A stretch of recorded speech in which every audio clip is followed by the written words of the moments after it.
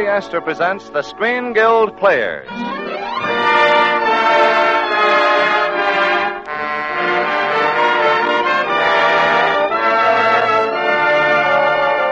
The Screen Guild play tonight, Woman of the Year. The starring players... This is Katharine Hepburn. This is Spencer Tracy.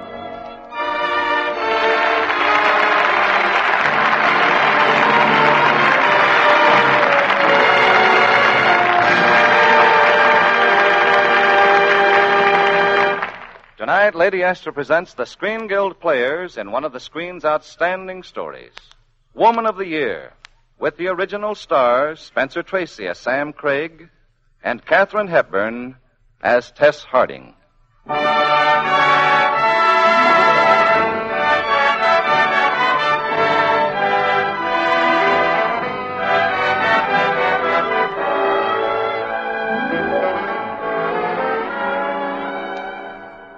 Woman of the Year is the story of a career woman who placed her career ahead of everything else until she lost her husband.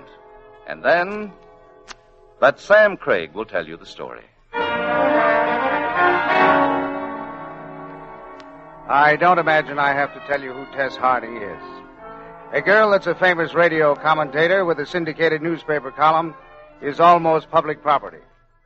Number 2 outstanding woman in the country, next to Mrs. Roosevelt, when all this started. And I guess it wouldn't have started if she hadn't done a guest appearance on one of those radio quiz shows. She certainly knew all the answers that night. History, politics, international law, until a question on sports popped up. What is the most frequently run distance in American athletics? Miss Harding? That stumped her all right. One of the other experts answered it. 90 feet. Correct. 90 feet, Miss Harding, is the distance between home plate and first base. Thousands of men and boys run it every day. Really? Seems like a frightful waste of energy, doesn't it? What would you suggest? Should we abolish baseball for the duration? Yes, I think that's an excellent idea. Oh, now look here. I'm afraid that's all we have time for tonight. While I'm computing this evening's score... Now, that made me sort of mad, I guess. You see, I write a column, too. Man About Sports by Sam Craig. Same paper as Tess Harding, as a matter of fact, though we'd never met. The sports department is way up on the 5th floor. Anyway, next morning, I let her have it. I wrote, Miss Harding, when it comes to baseball, is the Calamity Jane of the Fast International set. And my column must have touched her nerve, too, because she up and answered in hers. Mr. Sam Craig, in this global emergency, must best be described as an ostrich with amnesia. Miss Harding might remember what the Duke of Wellington said about sports. He gave out that Waterloo was won on the playing fields of Eton. Mr. Craig cites Wellington's observation to demonstrate, no doubt, that he was once exposed to grammar school history course. Tess Harding is so busy telling people what to do, she probably never takes time to get out and meet some of them. If she just... Yeah? Oh, hello, Mr. Clayton. Okay, yes, sir, I'll be right down. The boss, no less.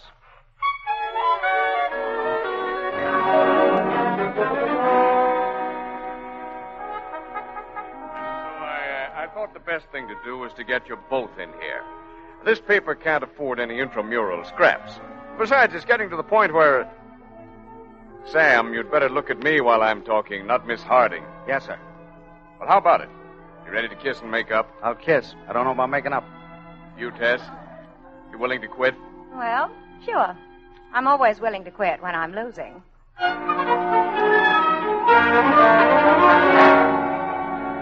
Now, you know you can't stay mad at a girl like that. Especially when she's in her 20s and sort of pretty. All right, she's very pretty. I followed her out of Clayton's office, and the first thing I knew, I was trying to make a date. I had to go to the ballpark anyway. It was the last game of the series, and I asked her if maybe she'd like to come along. And can you imagine? She did. You get the best view, you see, from these press boxes. Are you comfortable? Yeah, thanks, very. Hi, Sam. Hi, Phil. That's Phil. He's on the Chronicle, too. Oh, you mean our paper sends 2 men to cover just this one baseball game? Why not? It's a World Series. We only had 1 man in Vichy. Are they still in the league?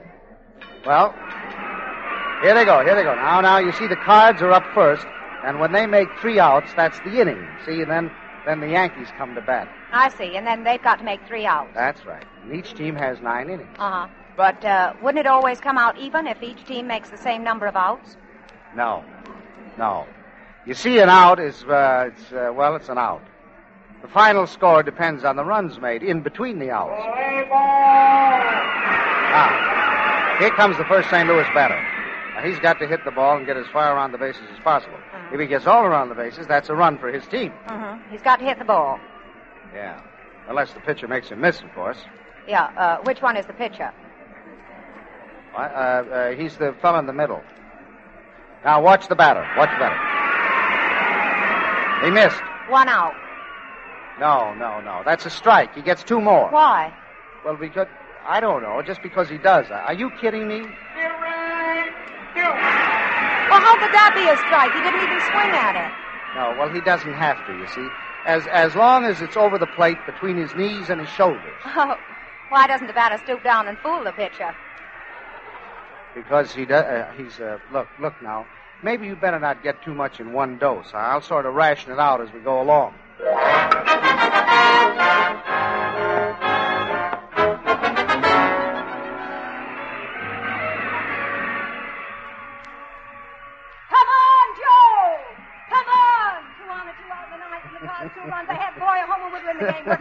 Nothing less. What's funny? Nothing. You're wonderful. Of course, didn't you know? I wasn't sure till now. I guess I had you mixed up with some other girl. Your name is... Harding. Tessie Harding. Yeah, I'm glad to know you, Tessie. Call me Sam. A hit! It's a hit! Yeah, it might be that homer. No, it hit the top of the fence.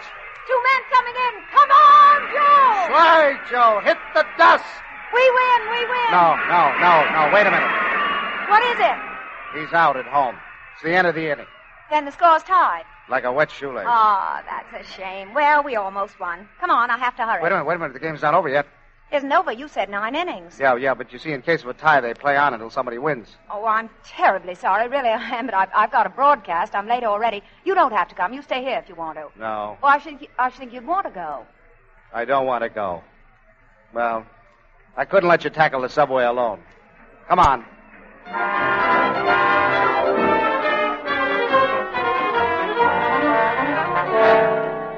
Well, that was our first date. And for a while, I was afraid it might be our last. Every time I tried to drag Tess out, she was up to her ears in teletypes or long-distance phones or foreigners. She spoke 8 languages, I think. All of them were pretty much Greek to me, but... So I was mighty surprised when she called me up one day. She had to go to Washington, she said, and would I like to drive her to the plane? Oh, boy, would I. Only she forgot to mention that her secretary, a chap named Gerald, would be along. And her Aunt Ellen, too. Miss Ellen Whitcomb, the famous suffrage leader. A wonderful woman, as a matter of fact. But she wasn't exactly the one I wanted to talk to. You know, Tess has always been that way, even when she was a little baby. Was Tess once a baby? Oh, to begin with, they were in China when her mother died.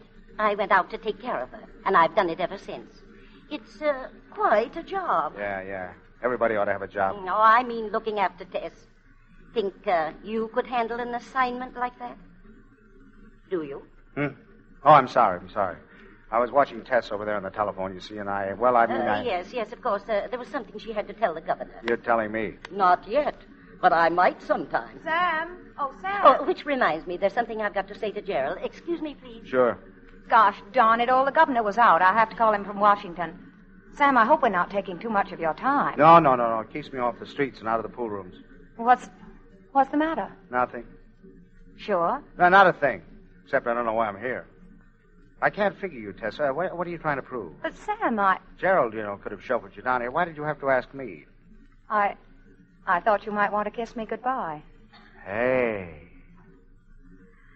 No, are you sorry you drove me down? Now, are you sorry you asked me? Well... Miss Harding. What, Gerald? Well, you'll have to hurry. They're holding the plane.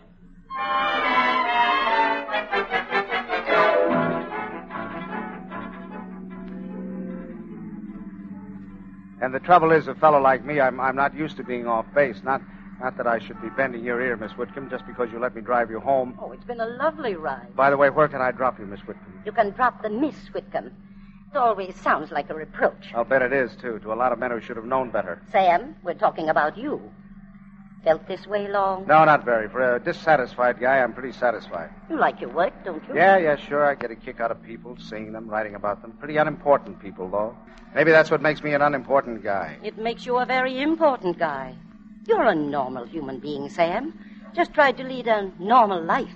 Sounds fine to me. Trouble is, how do you go about arranging it? You mean, how do you go about arranging it? Yeah. Well, I'd say marry the girl.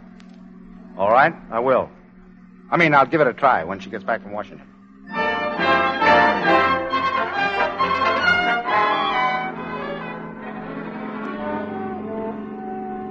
Sam, I think that's what I like about you best. Even on a rainy night, you can always get a cab. You're maudlin. You've had too much to drink. Not me. Nobody's ever drunk me under. Pop used to win bets on me when we lived in Cairo. You certainly used to get around. All over the world. Pop was troubleshooting for the State Department. When the war broke out, they called him home, and I came with him. No. That wasn't when you came home. I was there when you did. That day at the ball game. Was fun. Fun being with the crowd, huh? Not just telling them. Kind of thought it had something to do with being with you. Yeah? Why me? Look, Sam. I'm looking. What do you see? Right now? Right now. The funny kid who's wearing my hat. It's a frowsy old hat, and it's raining. A kid I ran into at the ball game. Name of Tessie. I knew you by the freckles on your nose. So the first person that's mentioned them since I was 12. I like it. Trouble is, they don't show most of the time. Maybe you'll bring them out, Sam. Look, Tess. I'm looking. Well, what? Well, I mean, look, Tess, Hey, you! Ain't you got no eyes? Traffic certainly is getting awful. Seems we're in something of a snarl. You were saying? Yeah. Tess, there's something I've got to get off my chest. I'm too heavy? No. No, keep your head where it is. You see, it's like, like that picture of you up over your fireplace. You like it? It's beautiful, but it's too high to reach. I'm not. You haven't kissed me in ever so long. At least 30 cents on the meter. Tess, look, There you are, folks. Well, what do you know? We're home. Go on, now, you dash inside. You're coming in too, aren't you? Remember, you've got something to tell me. Yeah. Ain't you going in there with her? Not me. Look, Cabby, get me back to Pinky's, will you? Right away, I think I need another drink.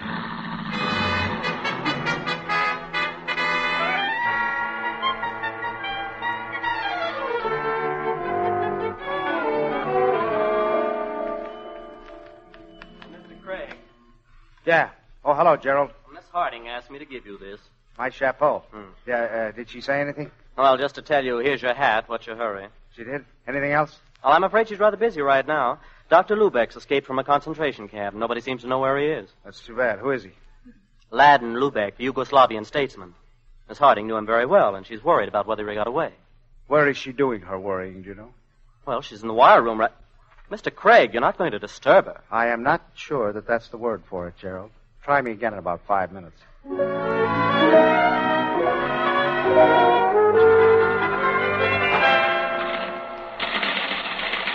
Well, have they found him yet? UP has him in Moscow and AP has him in Lisbon, both at the same time. That's all for a while. Oh. Hello. Hello. Did anyone ever tell you your manners left much to be desired? Tess, listen. There goes the teletype. The devil with it. Tess, don't you know why I... No, I don't know why you. Will you marry me, Tess? Yes. Anything happening? Splendid. Great. Can't a man have some privacy when he's proposing? Sam, you're sure it's what you want? Don't you? I've always sworn I wouldn't. It was the frightening idea of getting tied down, but I guess there's one thing I didn't figure on. What? You, Sam.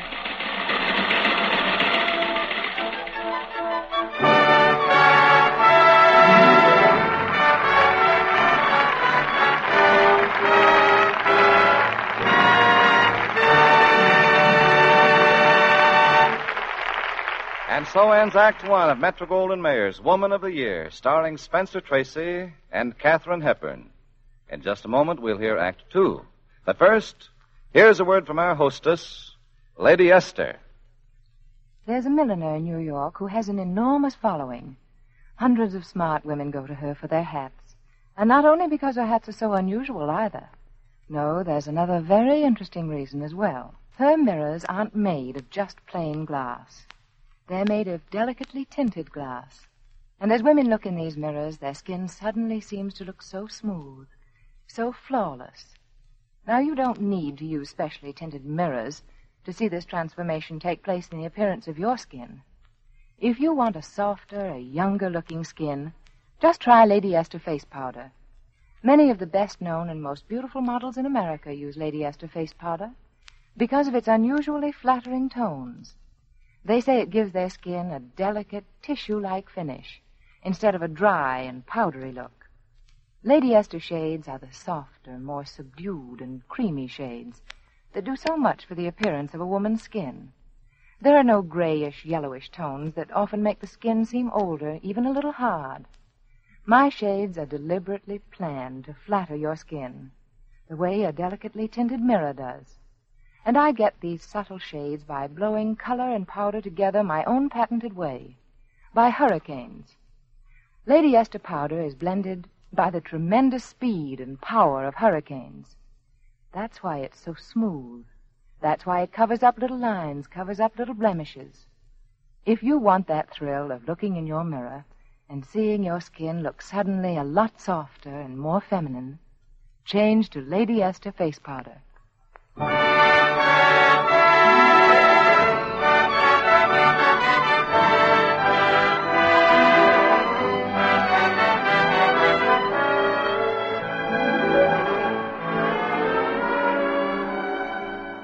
And now the curtain rises on the second act of Woman of the Year, starring Katharine Hepburn as Tess Harding and Spencer Tracy as Sam Craig.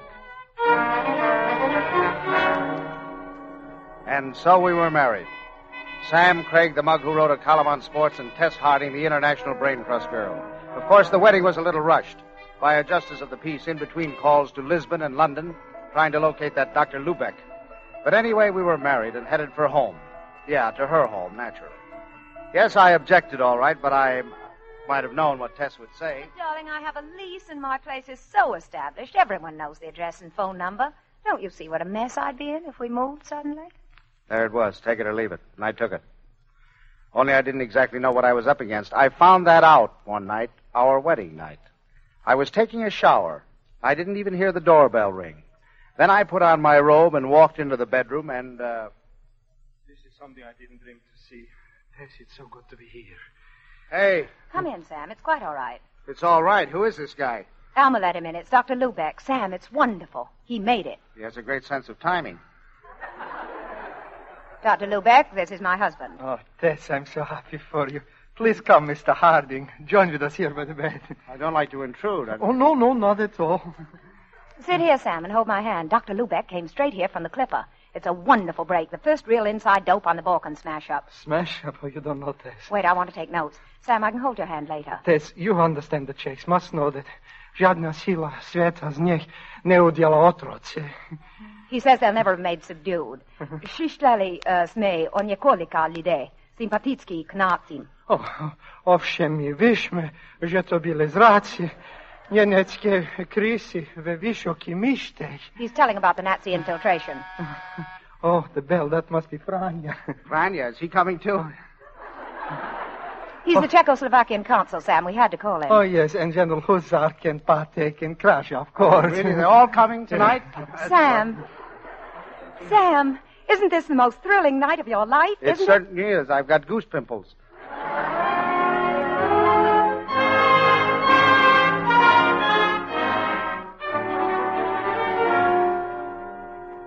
That should have been the tip-off, I guess. I never had a chance. I was lost in the shuffle of world events. There were whole days when Tess didn't know I was in the house. Had a couple of spats, too, but I wrote those off to readjustment. And I think I'd have taken a whole lot more. Only two things happened, and both on the same day. I was sleeping late that morning, Tess had insisted, though I couldn't quite savvy all that sudden solicitude. And then, when I woke up... Good morning. Well, I must have overslept. You stay right where you are. I brought you a tray. Hey, what is this? Breakfast, bacon, just the way you like it. Eggs, just right. Cold orange juice. Okay. Let's have it, Tess. Well, as a matter of fact, there is something I'd like to talk to you about. Yes, I gathered that. Let's have it. Darling. What? Are you perfectly satisfied about us? What do you mean by satisfied? Well, I mean, do you think that maybe we've had so much friction lately because there's only two of us. Could be. What? What would you think about a child? What would I think about... Did you think I'd have to be sold on it? Well, I wasn't sure. The sooner the better. It's already been done. It's already been... I don't... Oh, gosh, Tess. I hope it's a boy. It is a boy. How do you... Who? I don't quite see It's a how Greek boy. A Greek boy, a refugee. He's ours. A Greek boy. Now, wait a minute, Tess. I had to, Sam. I'm chairman of the refugee committee, and someone suggested I ought to take the first one, so I did. I took Chris. Sorry, Tess. It's no dice. But, Sam, you said you wanted a child. I thought you meant a child of our own. Now, this little Greek kid would be a swell addition, but as a substitution, he won't do. Sam, we can't send him back. I'd look absolutely ridiculous. And it isn't just a question of pride. I want to help. Of course. Your heart is in this. Your heart is in everything you do. But if you could spare maybe 10% of that heart from the world at large and apply it right here at home. Yes? Who? Oh. It's Gerald. He wants to read you something off the teletype. Oh, well, yeah, Gerald. What? No. Really? Well, I don't know what to say. Yeah, thanks, of course. Yes, later. What's up, another Czechoslovakian? Sam, they've just named me America's Outstanding Woman of the Year. It was on the teletype. And they're going to give me a plaque at the banquet next week. Isn't it perfectly wonderful, Sam? Yeah, I guess congratulations from me, too.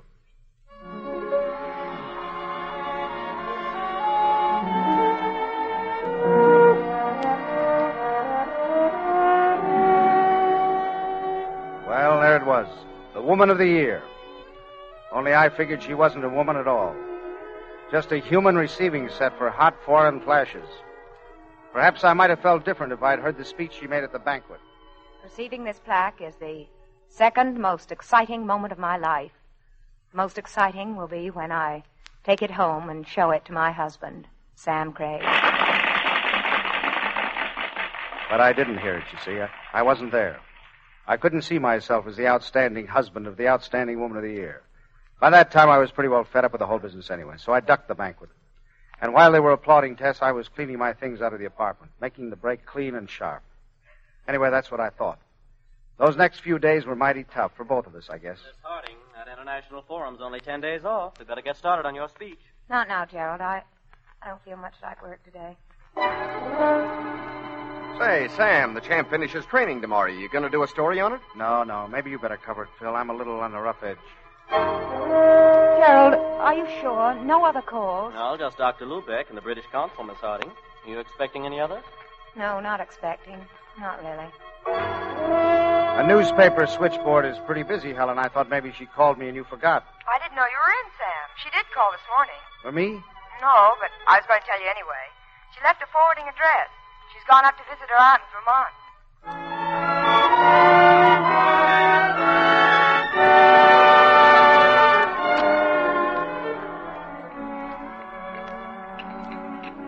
Yes, you've scarcely touched your food. Doesn't matter, Aunt Ellen. I'm not hungry. You weren't hungry last night either, or this morning, or this noon.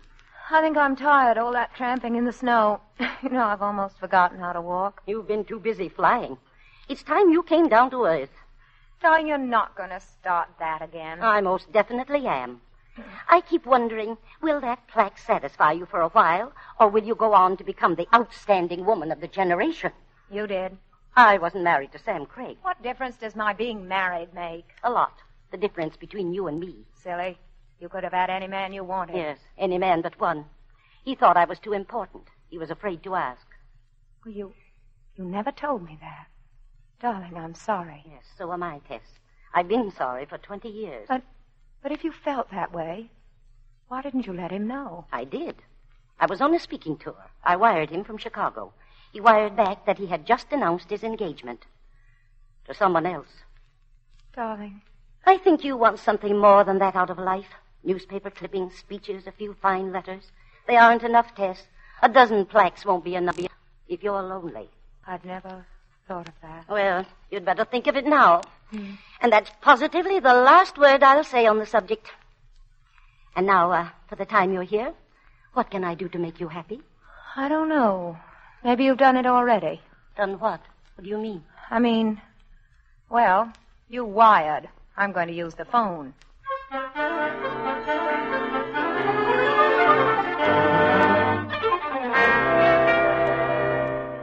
Yes, I know, Sam, but I've been trying to reach you ever since dinner. But they told me I could get you at... What? No, I can't hear a word. No, it doesn't matter. I just wanted to tell you I'm coming home. Grand Central, 8:30 tomorrow morning. What? Goodbye, Sam.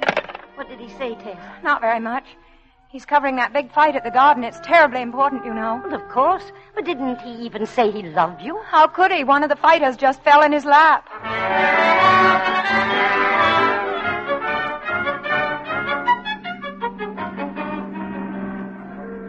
Sam, we should have walked and saved the money. It's just a short way from the station. You're forgetting, aren't you? I'm Sam Craig. Rain or snow, I deliver the cab. That calls for a kiss, Sam. Hey, you shortchanged me. That was only 15 cents by the meter. Well, have to be careful with your money if I give up my job. Give up your job?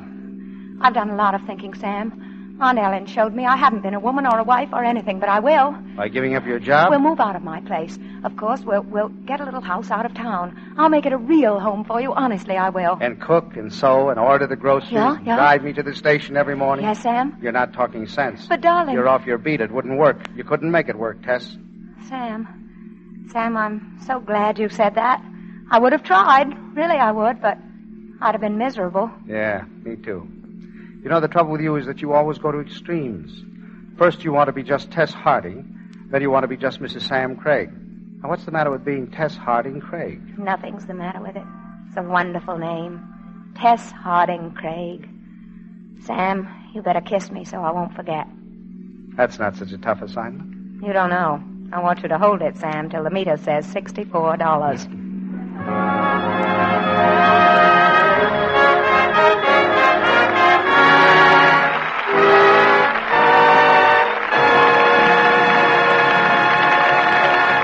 So the curtain falls on the Lady Esther Screen Guild Players radio presentation of the Woman of the Year. Our sincere appreciation to our two stars and a fine supporting cast for their excellent performances tonight.